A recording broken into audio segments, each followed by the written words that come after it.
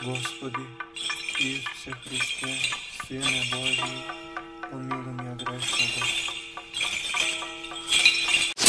Otca i Sina i Svetog Duha. Amen. Возлюбени Божества Бога, истинно Христа, Светата Църква Божия, молитвено по памети денот на раѓањето на Светиот Пророк, Претеча и крстител Христов Јован. Последниот пророк од старозаветната библиска епоха и првиот во новозаветната библиска епоха, поради што го доживуваме како мост или премостување, односно ставање во единство на двата завета, стариот и новиот завет. Светиот пророк е исто така и продромос, Претеча Христов, бидејќи 6 месеци пред зачатието Христово е зачнат, тој и 6 месеци пред раѓањето Христово е роден во денот што Римска го крсти. И најпосле крстител Христов, тој кој што почна да го практикува крштевањето со вода, но како некој кој што крштевајќи со вода го предвести крштевањето со вода и со Дух Свети. Поради неговиот безпрекорен свет живот помина во невиден пост и молитва, го сочува телото свое, душата своја, умот свој и срцето свое во потполно здравје и чистота. И поради тоа, токму поради тоа, тој беше удостоен да биде избран од Бога за човекот што ќе ја крсти во реката Јордан, човечката природа Христова, и со крштевањето на човекот во Богочовекот Христос во водите јордански да се отварли старозаветниот обичај за обрезување на телото.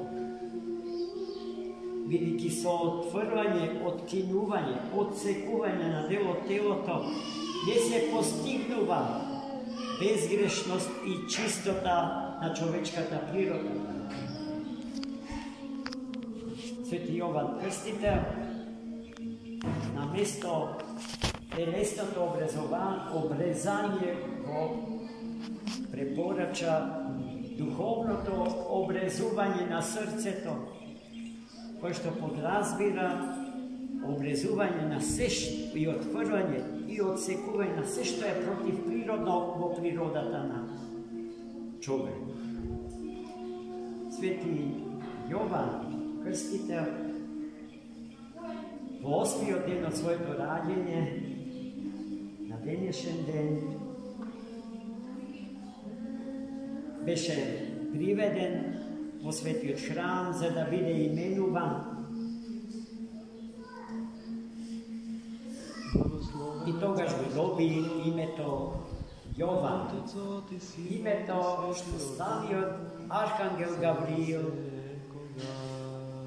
по препорака Божја му го беше кажал на татко му во моментот кога тој не веруваше дека неговата сопруга заради староста во која што се наоѓаше ќе може да роди дете.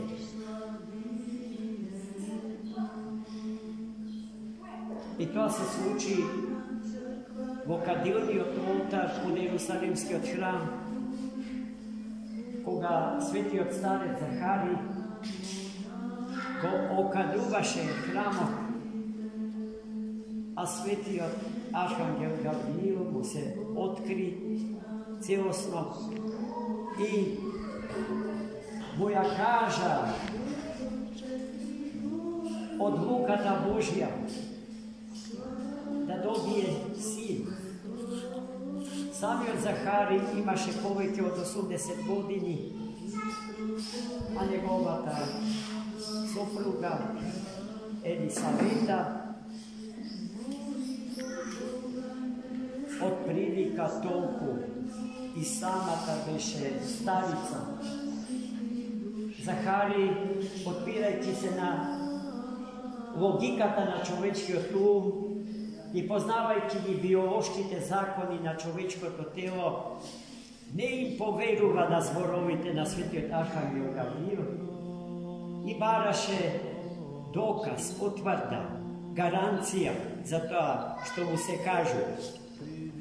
Светиот архангел му каже дека нема да може да зборува, дека ќе одеме до денот кога ќе го именува детето свое со Јован. На денешен ден, велам, се случи обрезанието Господње и пријателите на домот на Захарија и Елисавета спремија име за детето. Сака да му постават името на неговиот тата, Захари. Но прва се побуни мајка му Елисавета и кажа не, неговото име е Јован. Тие пак не и верува неа и побара од немиот старец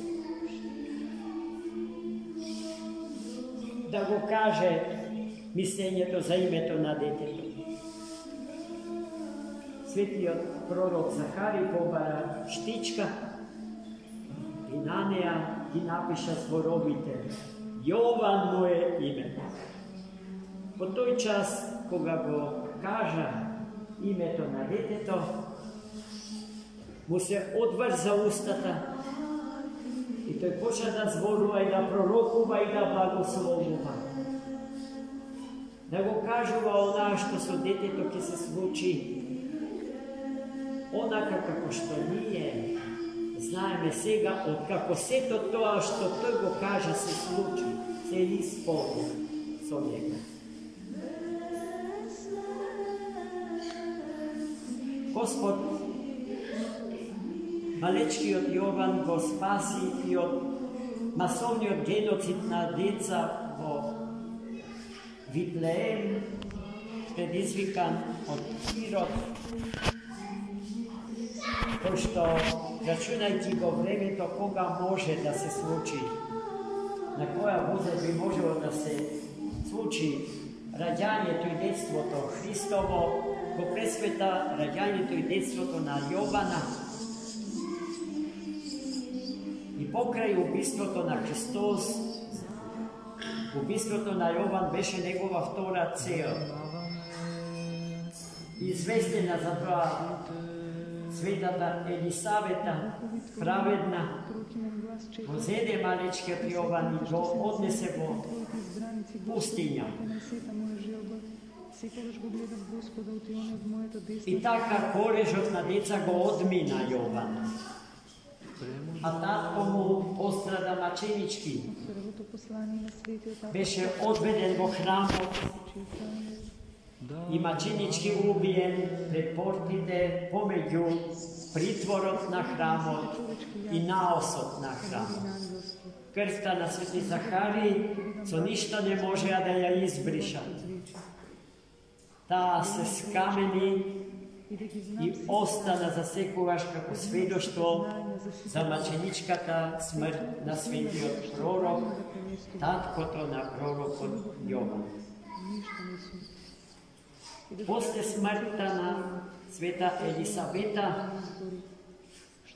по пустите предели на Йорданската пустиня, маличкият Йован беше растен и чуван от самиот Бог.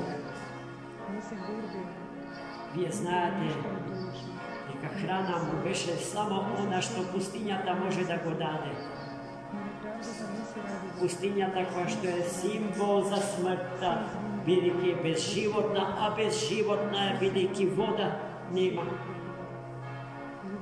Ретките билки што растат во неа, кожата од камила му беше облека, а небото сино над пустињата покри. И така растен и чуван Господа, тој растеше и вишнееше во Бога и се подготуваше за големата мисија што потоа ќе се случи. Свети Јован е најголем роден маж меѓу мажите. Тоа што е Богородица мајка меѓу жените и воопшто во родот човечки, тоа е Свети Јован меѓу родот машки. Силен на дело и по живот и со молитва продорна, несмртен, во заедница со Троичниот Бог. И денеска, пребивајќи во царството на Троениот Бог, принесува молитви за спасение на целото човештво и на сиот свет.